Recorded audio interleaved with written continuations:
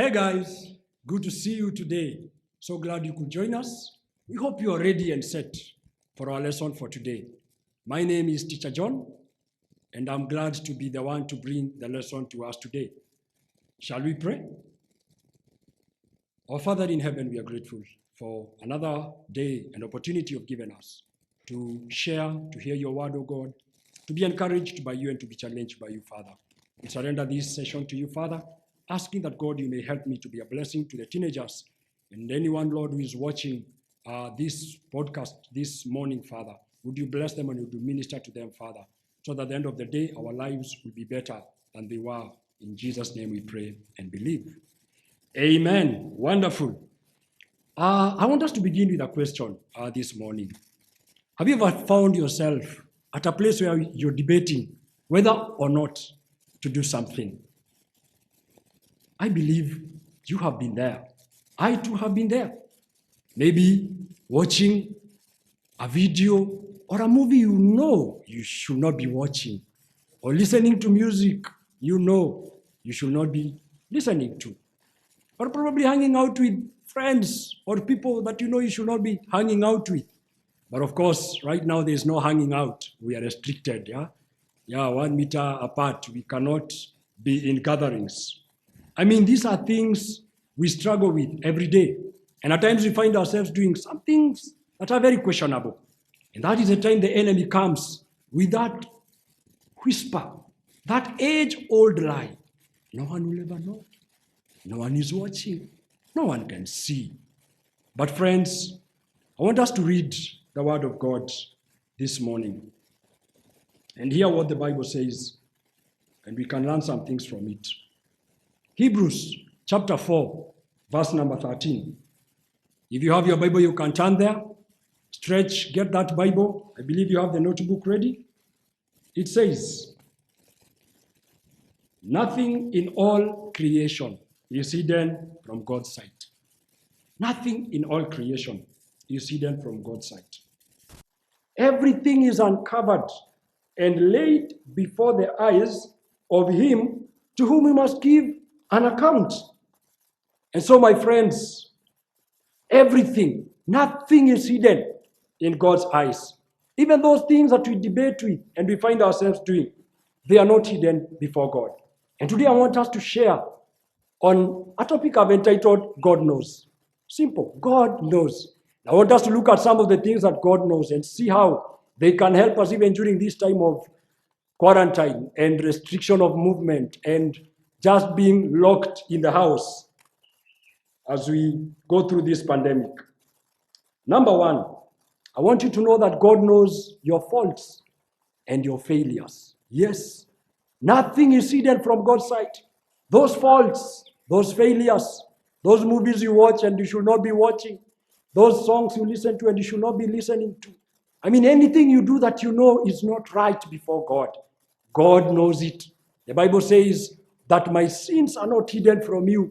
God knows your sins. And so God encourages us that because he knows our sins, don't pretend, don't fake it, don't act like you have not sinned against God or you have not hurt God's feelings. Just come openly before him. He says that if you confess your sins, he is faithful and just to forgive you and cleanse you, purify you from all unrighteousness. So, friends, God knows your faults and your failures. And so whenever you find yourself at fault, whenever you find yourself sinning, whenever you find yourself failing, just run to God. He is waiting for you with open arms. He loves you unconditionally. And so long as you admit your sin to him, nothing can separate you from his love. Our God is a faithful God. You don't need to pretend. And so number one, God knows your faults and God knows your failures. Number two, what else does God know about us? God knows our frustrations and our feelings. And right now, I know you're feeling bogged. You're feeling like, how long with this coronavirus thing? How long with this pandemic? Itakuwaje? How long shall we be locked in?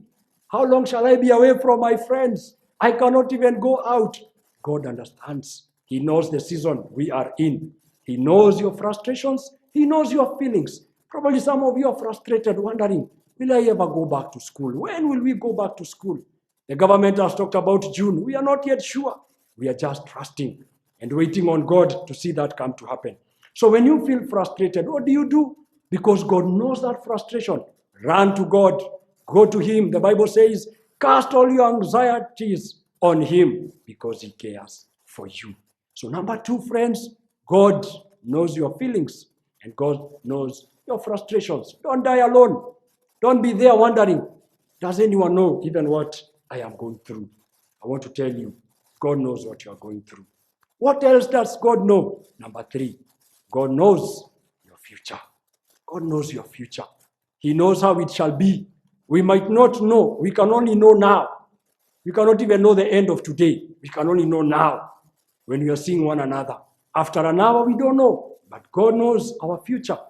From His perspective, God knows past, present, and future, just the way we can see the present right now. And so, the future is in God's hands. The Bible says that even before we lived any one day, those days were written in His book. So He knows how my end is going to be. He knows how your end is going to be. You who is in Form 4, He knows how your Form 4 is going to end. He knows how your tomorrow is going to be. So just go to Him with those fears and with the fear of the future, wondering how things shall be. Just go to God because He knows. And because He knows, He's got all sorted it out. Nothing catches God by surprise. We may be surprised at what is happening, wondering, hii coronavirus ilitoka nchi gani? Ilitoka wapi? Hata ilifikaje Kenya?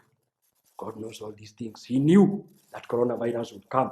He knew at a time like this, would be locked down, restricted, not being allowed to be with our friends, not being allowed to be in social gatherings. That's why we are coming live to you from this spot. God knows all those things. So because He knows your future, trust Him with your future. Trust Him with your future. Don't allow the enemy to tell you your future is finished. Depend on God, friends, and let God guide you and let God lead you because He knows your future. And there's a place the Bible says that God knows my end from my beginning. How is that? God knows my end from my beginning. So He has gone to your end and He knows how your end shall be. Trust Him. Number 4, or is it number 3? Are we taking notes? Do we know where we are at so far? I hope we are together. I believe we are at number 4. God knows your fears. Whatever fear you have. Maybe you're looking at your parents and wondering, what is the security of their job? Maybe you have seen your dad wondering whether they'll go back to job. Probably your dad has been laid off.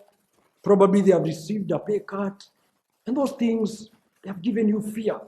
The fear of wondering, how will you overcome this? God knows your fears. He knows what troubles you at whatever point. So you can go to Him because nothing is hidden from His eyes.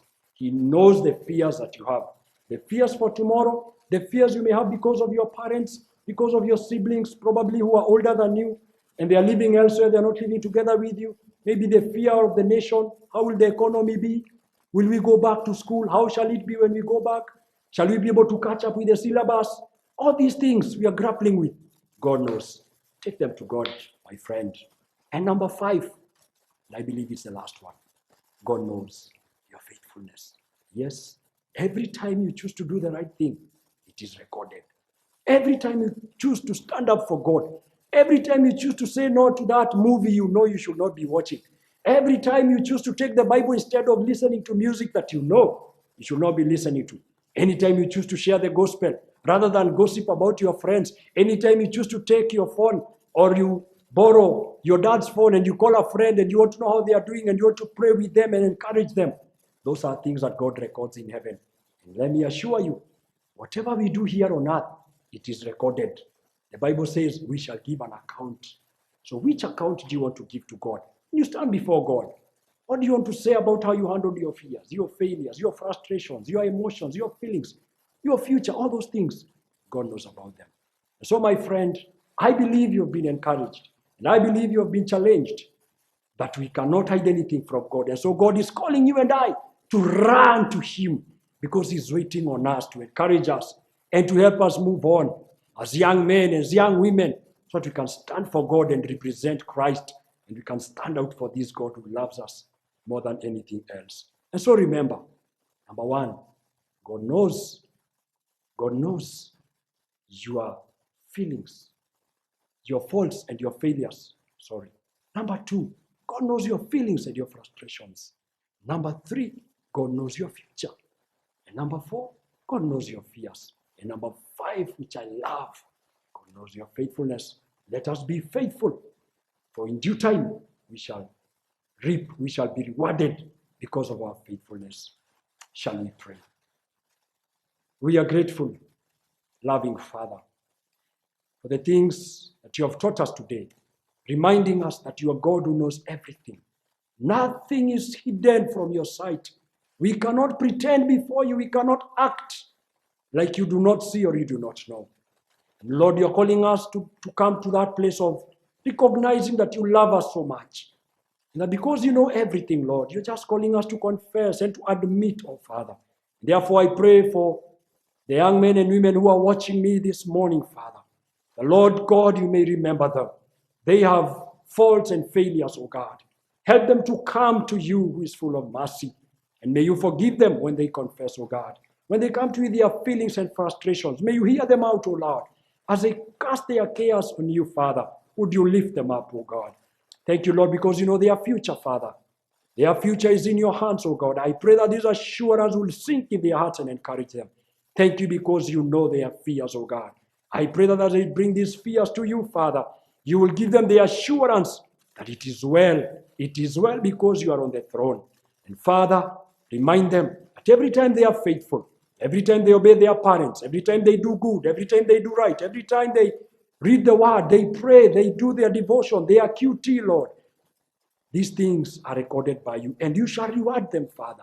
Even now when they're in the house, Lord, when they choose to study their books, when they choose to grow in their knowledge, oh Father, rather than watching movies, they should be watching. Father, may you note these times and reward them. We are grateful for this session, Father. And now, Lord, would you bless us, Jehovah God? Would you watch over us? Would you keep us, Father? Until, Lord, we meet again, oh God, would you just be our Father and be our God, never leaving us, never forsaking us, according to your word. In Jesus' name we pray and we believe. I believe you have been blessed. I believe you have learned a lot. Come on, go ahead, share this podcast. Share with your friends, like, comment. Tell us where you have watched us from, and we'd love to get in touch with you. God bless you. See you next Sunday. Love you.